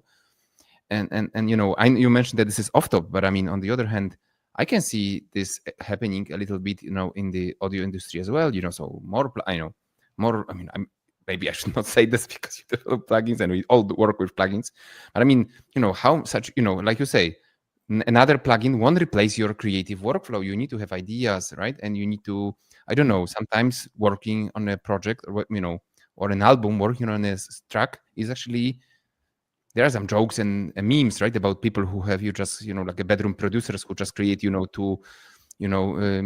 a couple of beats, and they never just finish tracks, right? Because it's damn complicated, and it's Mhm. like buying new gear, which actually is beneficial for the companies. It's not going to, like a, and actually saying that we help creatives. Sometimes I find this a bit hypocritical, right? Because Mm. on the other, I hear good stories like, hey, how can we get more from what we already have, right? So how can we help people, to, like take, the gear they have and actually get something done, right? Or Right. yeah. So Yeah, I mean, it gets into some pretty deep questions that I think about all the time, such as the fact that most so in music production, we are thinking about providing people with the tools that they need to make their own musical creations, their own songs, and so on. But also understanding that the vast majority of the people that are potential buyers are not people that do it for a living, right? And so that's something that I think about and that I grapple with all the time. I mean, on one hand, you can look and say, well, video game players, they do it for enjoyment, right? They do it for they play games for recreation, or most of them do, and that they aren't thinking of being like professional game player. So that's the way that I think of it in terms of, well, these are tools that really help make people's that help remove creative barriers for people. But it is something that I think about quite often, in terms of, well, what are we, it feels like there's something beyond here in terms of, I don't know if it's that we need to start thinking about other mediums in terms of the way that we express ourselves musically, or that I don't know, but that it feels like there's a missing piece there, or a series of missing pieces, and that there are a lot of people that are still trying to unlock what that is. I feel the same. Yeah. But in the end, it goes back to, I mean, I think that people are creating musically now in so many different ways than what it was like when I was, in my heyday producing and DJing, which was that you would think of a song to release, to get signed to a record label, then hopefully that would get some notoriety, that would help get you some tour dates, and so on and so forth. Mhm. Now, what I think is interesting is that, and where I think that the um, interesting part is I think collaboration is one. I think collaboration is a big one that we that as an industry, I don't, we haven't figured that out, which is very surprising. And the other thing is just the act of creating. and the act of just being in that process. And we see that currently being exhibited through people doing live streams, right? So you have a lot of people that will do live streams of their creation process, or you even see people that sometimes gamify that process, right? How quickly can I make a beat? And I think that that's interesting as well, is just that being in that creative process, and how can we create tools that make that process more interesting? Mm-hmm. I still think, though, that, about what you said about this missing piece, and I believe that some kind of regulation or self-regulation will still be required, So what I'm trying to say is that, at least that's just me, right? It's my personal, it's not that I'm trying to say that's like a universal truth, so to speak, right? But I mean, I find Self-regulation, as in, do you mean in social media and social device media. use in general, or in music creativity? I mean, both, because I think that the first one influences your creativity so much that it, for many people, it just, keeps you connected all the time. So also,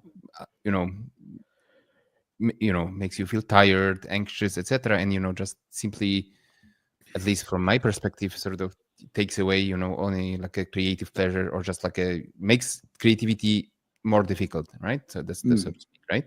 So for example, nowadays, when I'm not only like more and more enjoying, like, I mean, I started with analog gear, with, drum band, Congo's Dreams. I was actually like having a workshop where I just created wooden, drums, and just do it like completely manually. And I'm just coming back to the, I had like so many plugins, and, like entire studio, spent fortune just to come back to the, like ideas where I have a piano and a bass guitar, just as little as screen as possible. And I mean, just disconnecting everything that is requires screens and too many plugins, because simply I just can get carried away. And where actually my sort of the strongest part is that, I mean, obviously use DAW to just record everything later. But I mean, what I'm trying to say.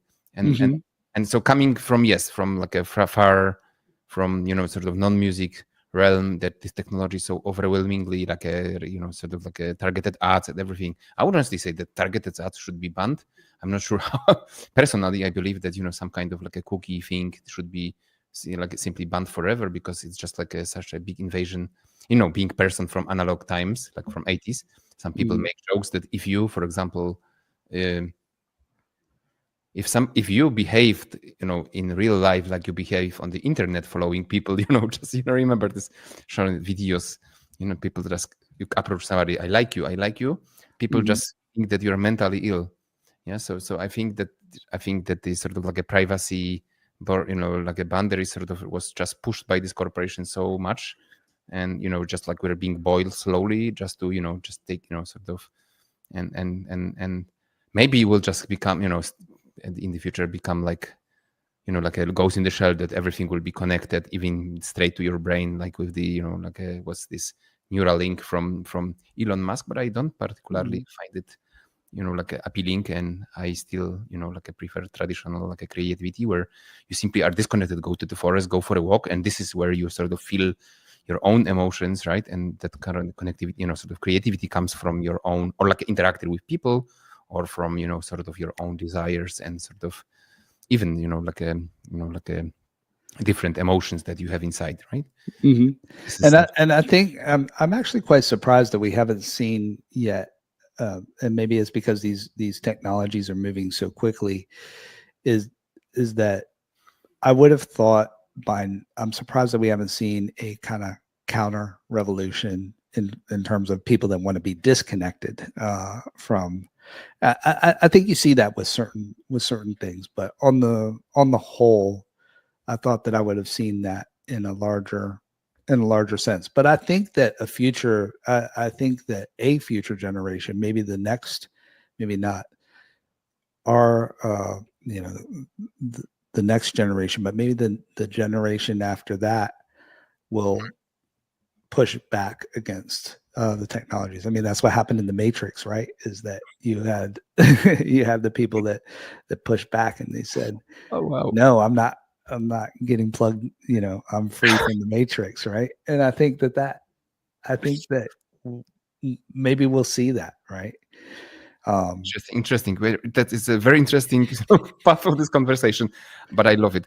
Listen, honestly, I think that I'm not saying that this is like some kind of conspiracy theory that somebody sits and let's plug everyone in. Although I know people who make jokes that this is what's happening with virtual reality, is that like Zuckerberg being like some kind of robot trying to connect everyone into some matrix type of thing. And I'm not sure if you remember this actually ad from I think Icelandverse. Yeah. Mm-hmm. We can experience reality without being super weird. But I think that's actually deliberate or not, but what's happening is just like the boiling the frog. So they, see, I'm trying to say like how to frame this. I was like raised in Poland in like 80s when I was still like in communism. So I was like, brought out by rebels because my parents, were anti-communist, but it's not like having them thousands kilometers away. We just lived in the, regime and, we have Soviet troops and I remember Soviet tanks on the streets and stuff like this, so I was like brought by people and still sort of experience this a little bit myself, what is it like to be, like oppressed and and I mean, like the let's say modern liberal, and I mean, I'm still very liberal. I'm not trying to say I'm not, but I mean, just that's the wealth and, sort of that we created, with technologies and, like with abundance of everything just made us, sort of soft that we don't have to fight for anything else anymore. Right. And you see just people just, just one next Netflix movie and, just, things become life is so, or too easy, I would say even.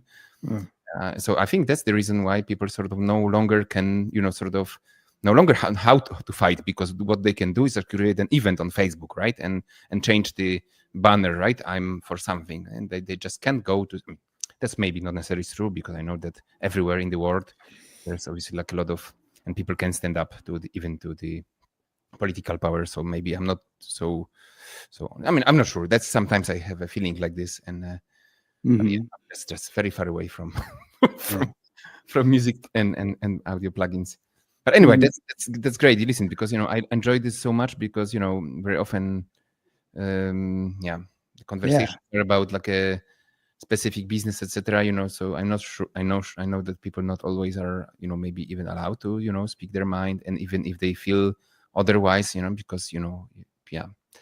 So that's a. But I can see that sometimes behind the scene people are not sharing this, great optimism and hype for like AI and being musician. Hey, say. Somebody told me once, I don't want to disclose who they, at least if I join this company, I can make they don't steal like a data and they just like compensate. I'm not 100, sort of super excited about doing this, but if I just go there, at least I can, bring my values and sort of make sure that everyone is compensated for when we train the models, right? So it's just like okay, since already there, I can at least steer it, and put certain, like a legal boundaries around this. Yeah, absolutely. It's a tough one, and I don't know that there's going to be one definitive solution. I just when it comes in respect to music technology, I find that when it comes to my core needs of when I would probably go to, let's say AI, right, is if I was making a piece and I say, well, I need a saxophone solo. I don't know how to play the saxophone. And maybe I just need one particular aspect of my creation to get a little bit of help. I don't want AI to create the whole thing for me. I just might need a little bit of augmentation or a little bit of help. And I think that I mean, I would imagine or speculate that that's where a lot of people go to, is where they still want to be in charge, but they just want a little bit of a helping hand along the way here and there. And I think that the tools will get better. I mean, You know what I was thinking about? I think about this like somebody even called this like a AI synthesizer, or like a like a how how to get neural synthesis.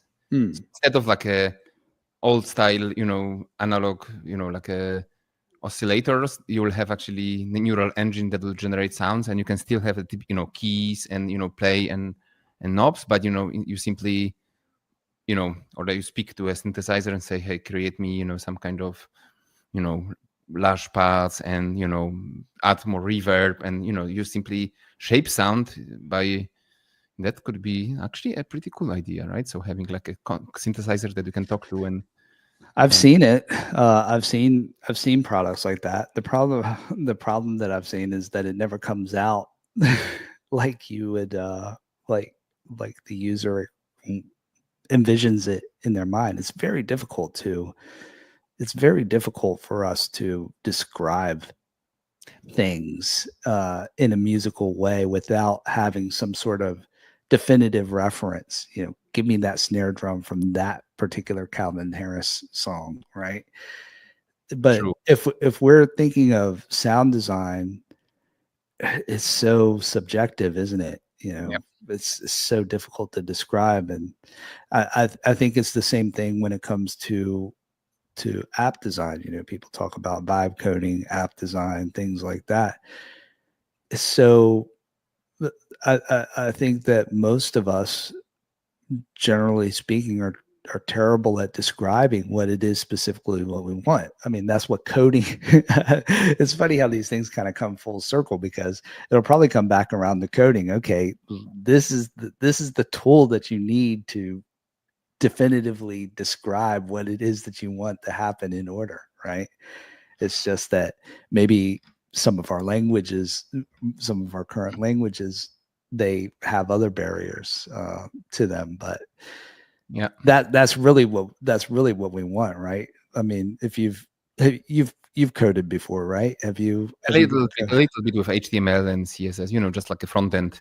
I just try to, like build like a landing, but at least a little bit of SQL as well in the high school. Right. Enough to know that when you describe that when you code something, you think that you've described something quite specifically, and then you realize, oh, I haven't. That's not what I meant. What I meant was this, right? And that you get to the very specific the very specifics of what you want to happen.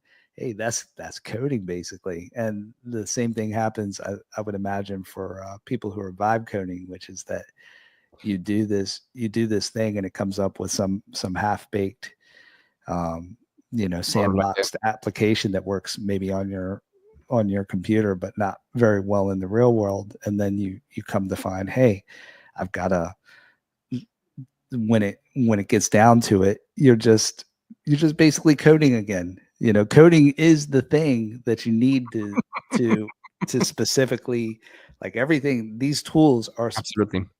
The tools were created for that specific purpose, to describe exactly what you wanted to do and when you exactly want it to happen. It's not just with coding, even as writing. You mentioned it like a marketing.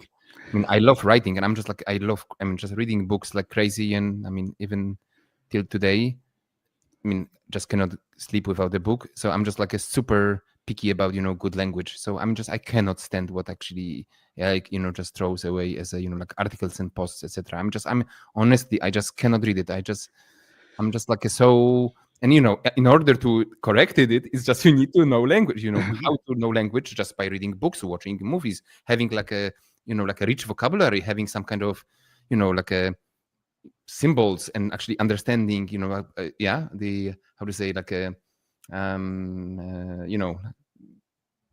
abstract concepts, so to speak, right? So that's you cannot have a shortcut in order. That's exactly the same thing, and you just keep correcting, and you get to the point that you actually write an article just with AI, but actually it takes you the same amount of time, right, just to get it really like a proper. Yeah. But on the other hand, listen, I mean, on the other hand, actually, you mentioned like a synthesis, like a, I'm not sure how much you are into, like a, synthesizers and, like creating your own patches, but it's also like it's not an easy thing, right, to do. And I mean, I just learned that I have like a sequential Prophet 6 here at home, and bought it for some, and I usually like use couple of. Oh yeah, I know you're just coming. We should be ending. Do you have still a few minutes, Josh? Or we Oh, should be like. no, I'm good. I'm good. Okay, because I just wanted to sort of wrap up, and I can see that we already like all together with the preparation. We just talked for 2 hours already. Yeah, it's no I was problem. like, and I was afraid that we may actually not have enough to talk about, and we just like we could. Yeah, time flies when you're having fun. Yeah, true. Listen, so if I can just come back to Earth and just steal so many ideas in my mind. What are like what are your plans for future plans for the other programmer? So if you can share anything, so and like some or ambitions, so what's Yeah, I think that for me it goes back to, well, how can I serve better? And so people love the tutorials that we've done, and I have some ideas that I'm not quite ready to reveal yet, but I do have some ideas in terms of how those can become better and become more useful for people. So, uh, so I have we so attach the link to these tutorials in the description of the episode, so for listening. yeah. So we have hundreds of tutorials, and I have some ideas in terms. So there are maybe some people listening that are saying, what happened to the tutorials? You're not doing tutorials anymore. And the reason is because I've just been giving a lot of thought to what is it that people really want to learn? Once again, just trying to get back to the heart of what is it that people desire, right? And so I've got some ideas on that, and we're going to do some things around that coming up soon. So a lot of it is about service to the community, really. Yeah. And I think that just trying to understand, well, what is it that the community wants, right? And trying to find that better. Same thing for the development service, in terms of there are always ways to improve. There are always ways to serve clients more effectively. So just thinking about that's something in itself. That's a skill in itself.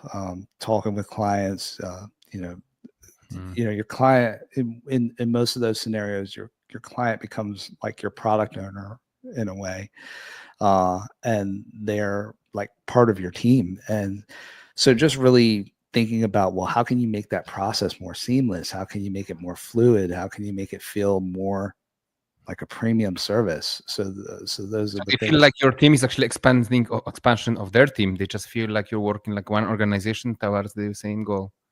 Yeah, it's like we're their hands, so they have the vision, and we become their hands and the things that make that vision a reality. So it's just, well, how can you increase the speed or increase the efficiency of idea to reality, right? So I think a lot about those things. Same thing with our recruitment and contracting clients. Just thinking about the landscape of recruiting and contracting has has changed considerably, since I started it at the very beginning. When I first started the recruiting company, audio developers were like gold dust, impossible to find them, very difficult to find, even more difficult to find ones that were available. And that landscape has changed a lot. And, well, how do you change as a company? How do you, what are you really, I always go back to, well, what is the value that we're really offering people? What is it that we're really giving people for our service? So I think a lot about that. And, luckily we've found we found a pretty good place there, but the landscape is always changing, and so it's just keeping our eyes out, our eyes open, our ears open, and just trying to listen to what it is that people are wanting and the challenges that they face. Gotcha. By the way, you talk about the the software development side, are there any like interesting plugins that you like? I mean, not only that you work on recently, but I mean some that may we just blasted technology in so many regards that I think it's nice to actually finish about pricing some people, and I do have some, but I just was curious, what's actually interesting, The like products that we've done, you mean? both, like I mean, either some interesting that you've done that you want to sort of like give Yeah. like a price. I mean, in terms of the products that I think that are most interesting out there that I've seen, I'll be honest, I haven't seen a whole lot of products I thought were really very compelling, but uh, Simplant 2, I think, is one that I find very interesting. There's and then I really like some of the workflows. I really like interfaces, thinking about new ways of interaction.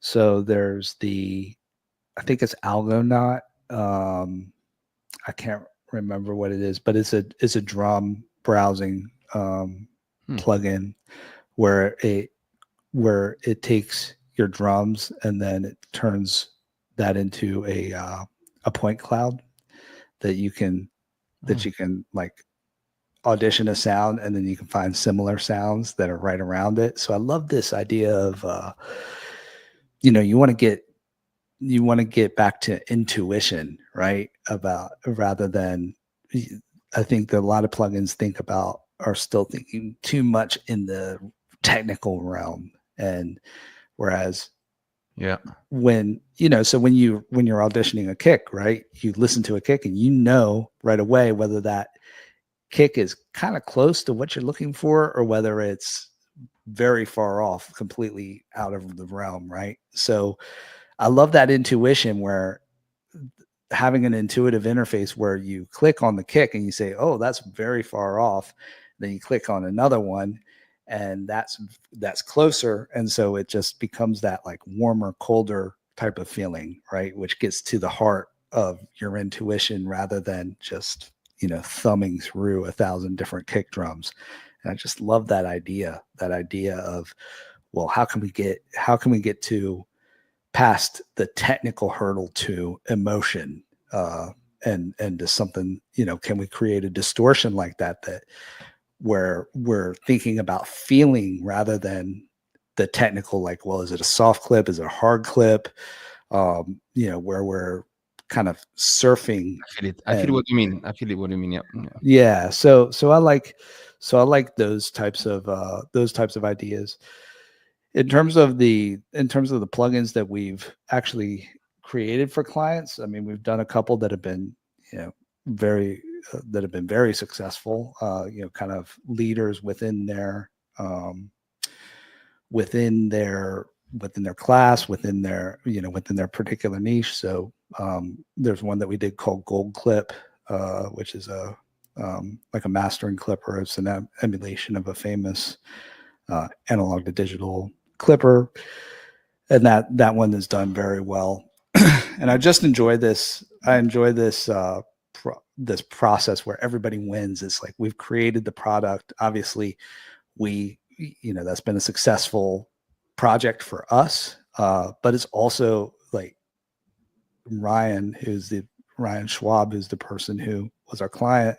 He's taken that and that has brought him to new heights. So it's like we've seen this reward that's beyond money of just seeing him. He's taken it, he's made a whole career from it, and and done other things, and just watching him take that vision that he's brought, that we've served as his hands, like I said, and then he's taken it and then he's propelled that to other heights as well. So this idea of being the seed or being part of that journey and watching people take it to other levels is really interesting to me. Same thing with the tutorials. I mean, and rewarding, very rewarding, I would say. Yeah. What's that? Rewarding. That's actually very rewarding, like a personal level. Yeah. Well, it's I consider myself still the kind of perennial forever beginner or maybe intermediate coder, right? That I don't know if I could.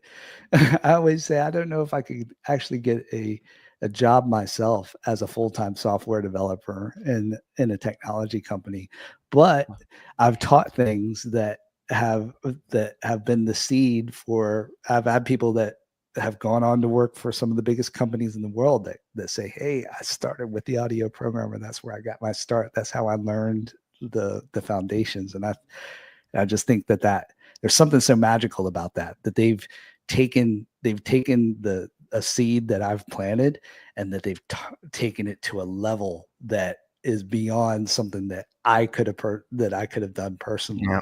So that's very magical, I think. Yeah. I hear you. Listen, just recently happened to me. Just somebody wrote that this podcast. I was just really trying to bail out. I have like my avid job, and obviously sometimes it gets bumpy when you do like two jobs at the same time. But somebody wrote, "Hey, this podcast and all these materials, it's just like a go-to resource for me. I'm just like a rebrand, like changing jobs, and I want to go to like audio product management. And honestly, it's just like the best resource out there." And I said, "Oh man, that's like you cannot stop. Like if somebody just tells you things like this." And actually, I know that this guy got a job just recently, so. Yeah, so Yeah, I mean that's super rewarding, and there you are. You will forever be a part of that person's journey. yeah, that's a nice thing to say. Yeah. So yeah, I wanted to say something, but what you said is so nice that it's actually maybe I I'll shouldn't. throw you off.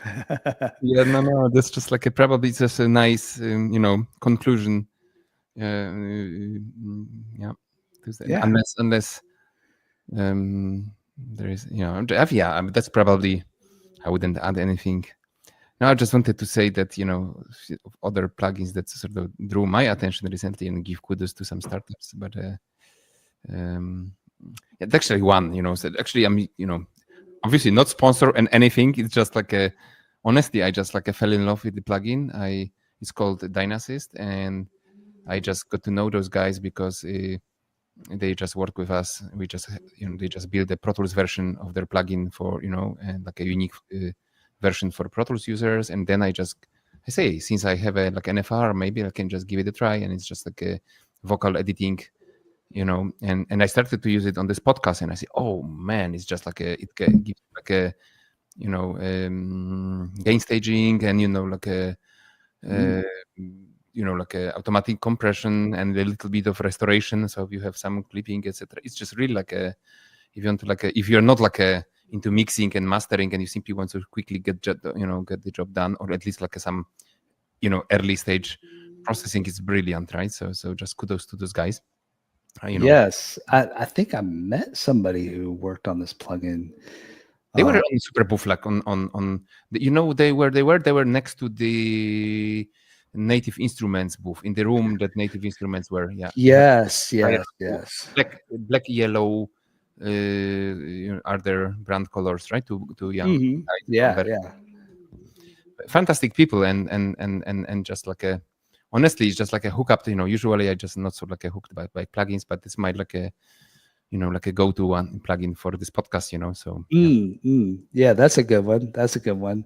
I speaking of Super Booth, I think that there were some really interesting. I always get fascinated with the modular world, just in terms of the way that they brand, the way that the types of workflows that they come up with, and I think there were a number of products that I saw that I thought were just really cool. So I'm trying to Bella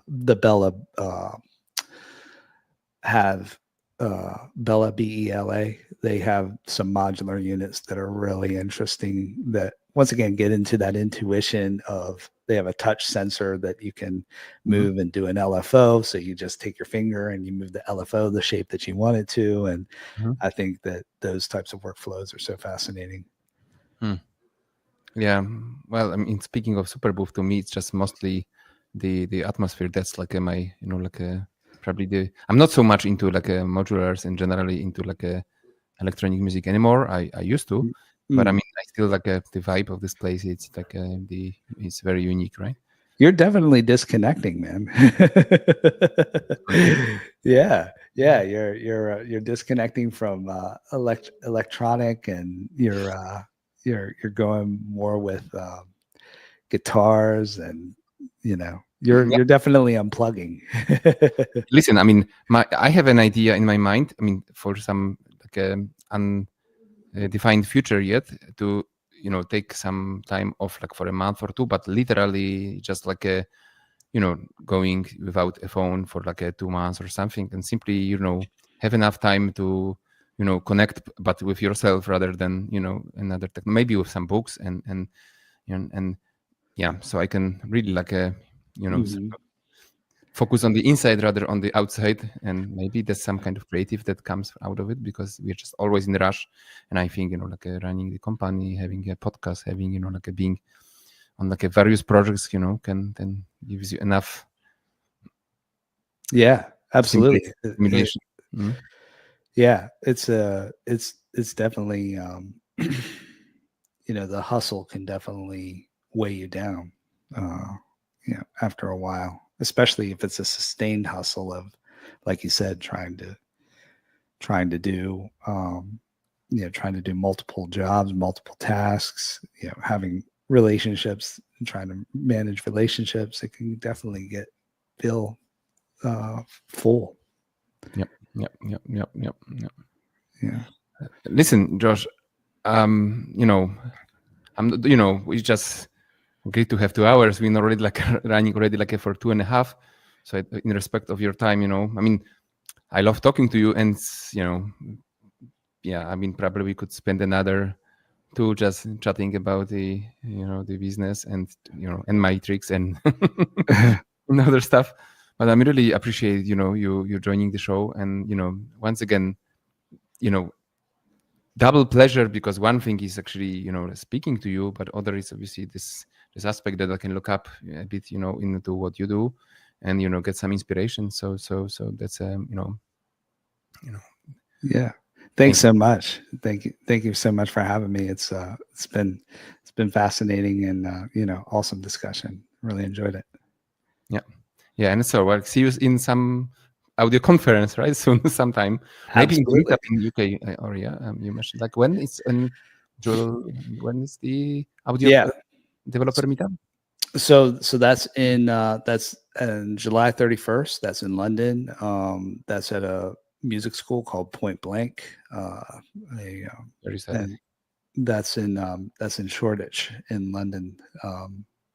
So that'll be cool. And we're going to be announcing the program for that soon. It's going to be a really fun evening. So if you can make it to London, would love to see you there. If not, you can always tune in virtually as well. Okay, gotcha. So the link to the meetup in the description too, right? So yeah, I'll put that. I'll put that for you. I'll send it over to you on LinkedIn. Thank you so much, man. Yeah. All right, listen. So thank you so much, and since it's Friday evening or afternoon for you, so have a great weekend, and thank you. Yeah, thank you so much. Have a great weekend, and see you soon.